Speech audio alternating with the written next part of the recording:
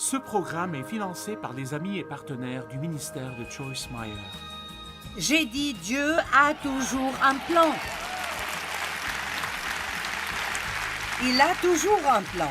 Et si vous ou moi, nous ne savons pas ce qu'est le plan, ça ne veut pas dire que Dieu ne le connaît pas non plus. Oui! Ouh!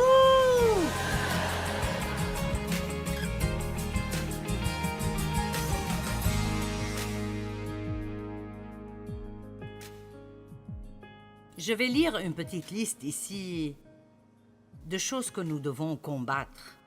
Le rejet, la trahison, l'abandon, le manque de pardon, l'offense, l'apitoiement sur soi, le désir de se venger.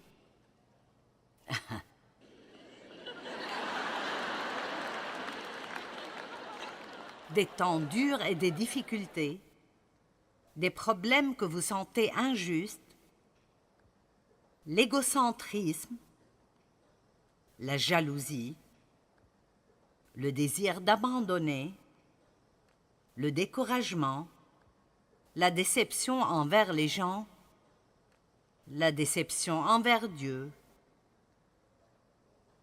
et plaire aux gens. Qui d'entre vous en a plus que 3? D'accord, j'ai une confession. J'ai regardé la liste et j'avais 15 des 16. Ça ne veut pas dire que je les ai toutes maintenant. J'ai dépassé certaines d'entre elles. Mais pour chacune de ces choses, j'ai dû les confronter d'une façon majeure et ne pas les laisser me vaincre. Vous voulez savoir laquelle je n'avais pas? Vous ne pourrez pas dormir ce soir si je ne vous dis pas laquelle. La seule que je n'avais pas était la déception envers Dieu. Pour une raison ou une autre, je n'ai jamais blâmé Dieu pour aucun de mes problèmes. Et je suis heureuse de ne pas l'avoir fait parce que j'avais vraiment besoin de lui. Vous savez, certaines personnes blâment Dieu quand les choses ne vont pas bien. Dieu n'est pas la cause de nos problèmes, il est la solution de nos problèmes.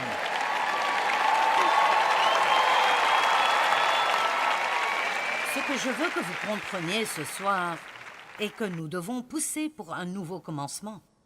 Et combien d'entre vous ont besoin d'un nouveau commencement maintenant? D'accord, c'est tout le monde. Je n'ai même pas besoin de dire l'autre chose que j'allais dire.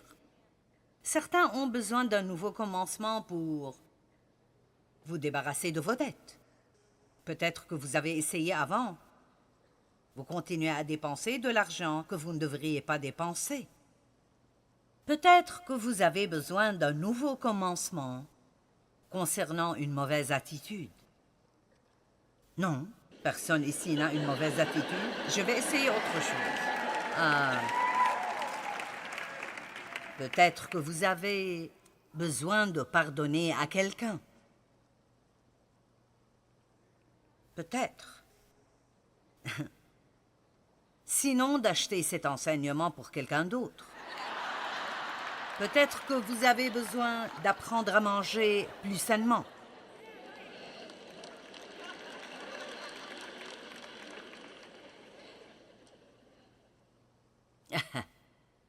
Les gens me disent « Comment, à ton âge, peux-tu être en si bonne forme et être aussi mince? » Eh bien, je ne mange pas tout ce que je veux et je m'exerce 3 jours par semaine et je marchais 5000 par jour jusqu'à ce que j'ai commencé à avoir des problèmes aux pieds. Je trouve des moyens pour vaincre le diable. Amen?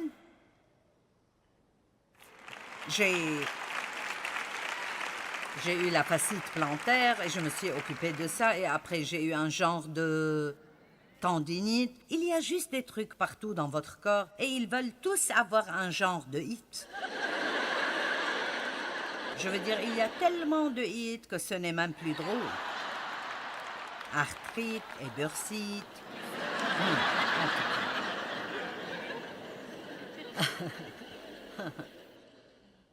Nous avons tous besoin de nouveaux commencements tout le temps. Peut-être que vous avez besoin d'un nouveau commencement dans votre vie de prière. Peut-être dans l'étude de la Bible. peut-être dans le don régulièrement. Je ne sais pas comment ce message pourrait être pour quelqu'un d'une façon ou d'une autre. D'accord, Paul a dit « afin de connaître Christ et la puissance de sa résurrection » Philippiens 3. Et la communion de ses souffrances en devenant conforme à lui dans sa mort. Donc l'apôtre Paul nous dit ici que si nous voulons devenir comme Jésus, nous devons prendre part à ses souffrances. Et c'est ce que la Bible dit. Pour parvenir, si je puis, à la résurrection d'entre les morts. Ce n'est pas que j'ai déjà remporté le prix ou atteint la perfection, mais Quoi? Je cours pour tâcher de le saisir puisque j'ai été saisi par Jésus-Christ. Essentiellement, il dit, si je pense à ce que Jésus a fait pour moi, ce qu'il a traversé pour moi, allez. Alors, je suis déterminée de traverser tout ce que je dois traverser et d'être la personne que Jésus est mort pour que je sois. Amen. Frère, je ne pense pas l'avoir saisi, mais je fais une chose. Quelle déclaration? Je fais une chose. C'est ma seule inspiration. C'est ce qui est le plus important pour moi. Oubliant ce qui est en arrière et persévérer, vous le voyez, persévérer vers ce qui est en avant. Maintenant, je ne sais pas si c'est un message joyeux ou pas, mais je sais ceci. Les gens qui viennent pour m'entendre enseigner, je ne vais pas vous donner un dessert à chaque fois que vous venez. Je suis désolée, mais je ne le ferai pas. Dieu vous aime, vous êtes géniaux, vous avez un bel avenir.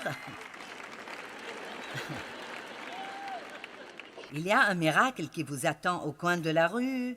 Oh, je peux vous exciter, là. Je peux vous faire vous lever et crier, et je sortirai d'ici en me sentant au 7e ciel.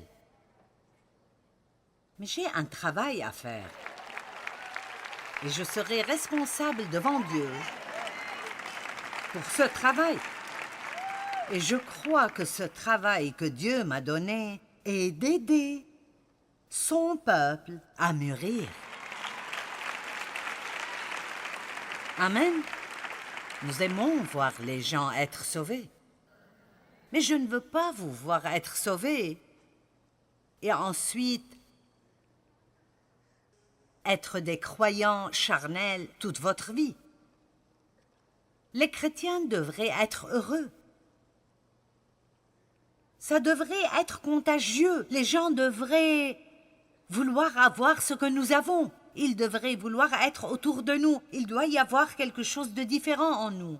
Nous ne sommes pas supposés être comme les autres, comme le reste du monde. Nous sommes moins pour ce qui est difficile. Vous m'entendez? Nous sommes moins pour les choses difficiles. Nous n'avons pas besoin de planer à travers la vie. Un défi devrait nous faire dire « Allez, je suis prêt ».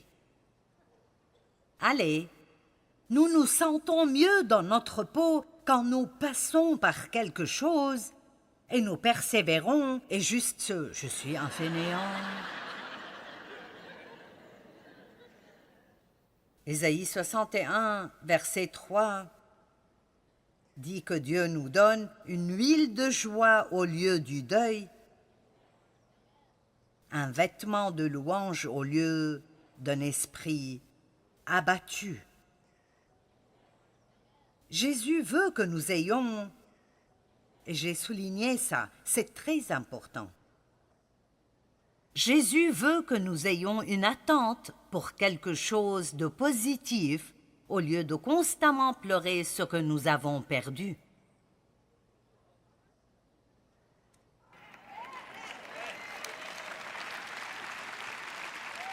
Vous pouvez trouver quelque chose pour vous abattre chaque jour si vous le voulez. Tout ce que vous devez faire est de vous rappeler toutes les mauvaises choses qui vous sont arrivées et oublier toutes les bonnes choses. Mais plus de bonnes choses vous sont arrivées que de mauvaises. Tout le monde, plus de bonnes choses vous sont arrivées que de mauvaises. Nous parlons de l'espérance, et ça m'a étonné quand j'ai découvert que j'ai étudié sur l'espérance, que l'espérance n'est pas juste « Eh bien, j'espère, je l'espère ». Non, l'espérance biblique. Et Pierre dit que nous avons été régénérés pour une espérance vivante. Alors vous, qu'importe quel genre de problème ou de circonstances vous avez, vous pouvez toujours avoir de l'espérance. Mais ce n'est pas juste « j'espère que Dieu fera quelque chose ». Non, l'espérance est une attente positive que quelque chose de bien vous arrivera incessamment. Qu'est-ce qui arrive si vous commencez à vous lever avec cette attente? J'attends de voir ce que Dieu fera aujourd'hui. Mon Dieu, je parie qu'aujourd'hui sera un bon jour. Toutes choses sont possibles avec Dieu. Il fera quelque chose de bon pour moi parce qu'il m'aime. La première chose que le diable fait est de vous rappeler de tout ce que vous avez fait de mal dans votre vie. Je prie à peine et je ne demanderai rien à Dieu parce que je suis si mauvais. C'est de même pour tout le monde. Regardez les possibilités qu'on comprend l'avenir au lieu du passé et ses déceptions. Maintenant, Jésus nous donne la joie. Le voleur ne vient que pour dérober, tuer et détruire. Nous avons un ennemi, le diable. Nous devons commencer à savoir qui est notre vrai ennemi. Vos batailles appartiennent à Dieu. Mais cela ne veut pas dire qu'il fera tout pour vous. Les gens sont si enthousiasmés quand nous prêchons de ces versets dans Chroniques qui disent que la victoire appartient au Seigneur. Vous n'avez pas besoin de vous battre dans cette bataille. La victoire appartient au Seigneur. Et vraiment, les gens se déchaînent, tout carrément. Mais vous savez, il y aura toujours quelque chose que Dieu vous dira de faire. Il a dit à Josaphat, « Va et prends position. » Et c'était une position d'adoration. Et donc, parfois, si vous avez des problèmes, au lieu d'en parler à tout le monde, juste adorez. Adorez Dieu jusqu'à obtenir une percée. Le deuil veut dire ressentir le chagrin et la tristesse pour quelque chose qui est ou qui n'est pas arrivé. Jésus a dit, « Le voleur ne vient que pour voler, pour tuer et pour détruire. Moi, je suis venu pour que vous ayez une vie abondante jusqu'à déborder. » Je veux être une chrétienne heureuse. Amen. Maintenant, j'ai trouvé cela intéressant. Dans l'Ancienne Alliance, Dieu a donné une limite à la durée du deuil quand quelqu'un meurt. Dans Deutéronome 34, 7 et 8, il dit « Moïse était âgé de 120 ans quand il mourut. Sa vue n'avait pas baissé. Il n'avait pas perdu sa vitalité. Donc il était toujours fort. Il n'avait pas besoin de lunettes. Sa vue n'avait pas baissé. Je vous le dis. » J'essayais de lire le menu de restaurant où nous allions aujourd'hui. J'étais là à prétendre que je pouvais le voir. Je veux dire, j'ai continué d'essayer de le lire. Et finalement, j'ai pensé, pourquoi ne pas sortir mes lunettes? Je ne peux pas voir sans elles. Quand vos bras ne sont plus assez longs, c'est là que vous devez amener vos lunettes. Mais sa vue n'avait pas baissé, il était toujours fort. Les Israélites le pleurèrent dans les plaines de Moab pendant 30 jours. Puis le temps du deuil de Moïse arriva à sa fin. Maintenant, vous devez comprendre combien Moïse était important pour ces gens. Il faisait tout pour eux. Quand ils agissaient comme de petits enfants ridicules, Moïse avait de la compassion et priait pour eux et laissait Dieu continuer à les bénir. Et il les a menés hors d'Égypte et à travers le désert et la mer Rouge. Et donc, bien qu'il râlait contre Moïse tout le temps, je suis sûre qu'il l'aimait aussi et dépendait vraiment de lui. Et maintenant, il est mort. Et donc, quoi faire maintenant? Il n'était pas encore dans la terre promise. Je me suis dit, je me demande ce qu'il pensait. Pour sûr qu'on n'y entrera pas. Mais voici la bonne chose. Dieu n'est jamais sans un plan. Et il ne savait pas encore ce qu'était le plan de Dieu, mais il avait déjà pour plan de laisser Josué les prendre à la terre promise. J'ai dit, Dieu a toujours un plan. Il a toujours un plan. Et si vous ou moi, nous ne savons pas ce qu'est le plan, ça ne veut pas dire que Dieu ne le connaît pas non plus. Oui! Ouh! J'ai entendu une personne crier là derrière. Je vais crier avec elle. Ils le pleurèrent pendant 30 jours et le temps du deuil prit fin. Maintenant, si vous avez perdu quelqu'un que vous aimez, je ne dis pas que vous devez dépasser ça en 30 jours, mais il y a un principe ici qui est qu'il y a un temps pour le deuil et le chagrin, et puis il y a un temps pour continuer la vie. Et ça ne veut pas dire que vous oubliez un jour ou que cette personne arrêtera de vous manquer. Mais ça veut dire que si vous êtes vivant, alors Dieu a toujours un but pour vous. Allez!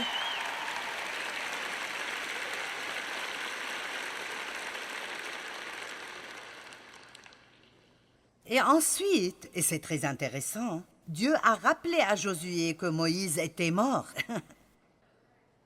Il savait sûrement cela. Il était en deuil pendant 30 jours. Josué 1, 1 et 2, après la mort de Moïse, serviteur de l'Éternel, l'Éternel dit à Josué, fils de Nun, l'assistant de Moïse, « Moïse est mort. » Il ne lui disait pas quelque chose qu'il ne savait pas. Donc, qu'est-ce que Dieu veut dire par là? Il fait passer un message. Et voici le message qu'il fait passer. Moïse est mort. Maintenant donc, dispose-toi à travers le Jourdain avec tout ce peuple pour entrer dans le pays que je donne aux Israélites. Donc il dit, d'accord. Cette partie de ta vie est terminée. Est-ce que vous êtes là? Cette partie de votre vie est terminée. C'est le moment maintenant de te lever et de continuer ton chemin. Allez! Quoi qu'il soit, une femme m'a dit l'autre jour, elle a dit, mon mari m'a trompée avec ma meilleure amie. Elle a dit, j'ai pensé que ça me tuerait absolument jusqu'au jour où j'ai commencé à réaliser que j'avais toujours une vie. Mon père a abusé de moi pendant beaucoup d'années. C'était mauvais. Et j'étais amochée de toutes les façons possibles. Mais je suis toujours là et je m'améliore toujours jour après jour. Mais voici quelque chose. Voici quelque chose qui doit changer. Si vous voulez avoir les promesses de Dieu, vous devez prendre la décision, et peut-être que vous désirez la prendre ce soir. Et la décision que vous devez prendre est que vous n'aurez plus la mentalité d'une victime.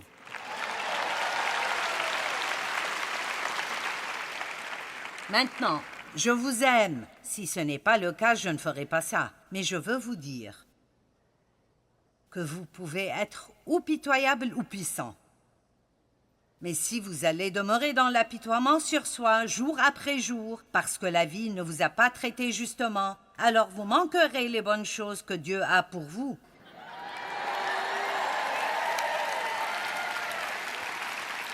Tout le monde est égal en Dieu.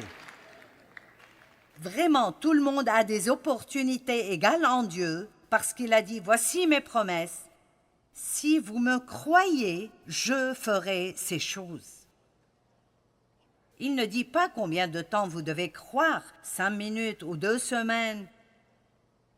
Vous devez peut-être croire pendant des années et des années et être vraiment immuable, mais vous n'avez rien de meilleur à faire. Je veux dire, n'est-ce pas? Vous pourriez aussi bien avoir de l'espérance. Ce n'est pas amusant de vivre sans cela. J'ai lu une histoire intéressante appelée « Enfant de la jungle ». Un missionnaire et sa famille vivaient avec la tribu des Fayus en Nouvelle-Guinée. La fille du missionnaire Sabine a écrit cela. Quand nous sommes allés chez les Fayus, nous nous sommes demandé s'ils connaissaient des chants. Nous avons reçu une réponse assez rapidement. Nous venions de revenir de Dano Bira et nos affaires avaient été volées une fois de plus. Donc à chaque fois qu'ils partaient et revenaient, les personnes même qu'elles essayaient de servir volaient leurs affaires. Et là, nous avons entendu des chants de l'autre côté de la rivière. Et c'était des chants monotones, des chants en nakir. Oh, ils chantaient. Les Fayus sont comme des oiseaux. Oh, ils prennent toujours du même art. De mauvaises personnes, oh, pauvres Closus, pauvres Dorizo, ils sont si tristes et se demandent où sont leurs affaires, oh. Papa était si content parce que c'était clair pour nous que les Fayus improvisaient un chant pour aller avec leur situation. Les chants ne comprenaient que 3 notes avec lesquelles ils exprimaient tout ce qu'ils ressentaient à ce moment. Ce n'est pas la musique la plus sophistiquée, mais ce sont des sons que nous avons aimés. Leur utilisation de chants pour s'exprimer est peut-être l'une des raisons, écoutez cela. C'est peut-être pourquoi les Fayus ne semblent pas souffrir de dépression ou d'autres troubles psychologiques. Ils expriment leurs sentiments. Il y a même des temps consacrés à l'expression d'émotions.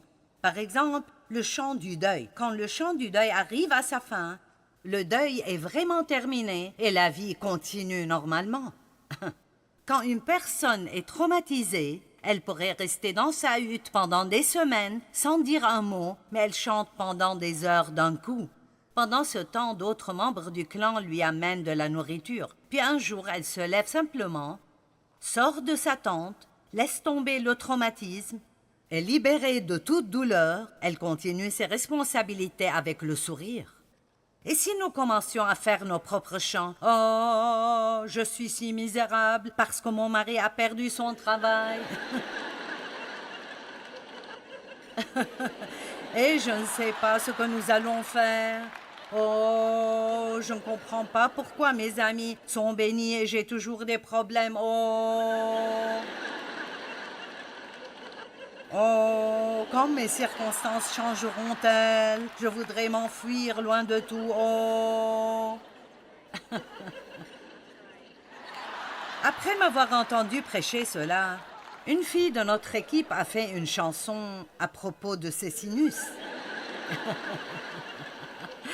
Et elle était un peu comme ceci. Oh, je suis si fatiguée d'avoir des sinus pleins. Oh, je voudrais respirer, oui, je voudrais juste respirer facilement. Ce n'est pas juste que je suis allergique à l'espace où je vis. Oh, ce n'est vraiment pas juste.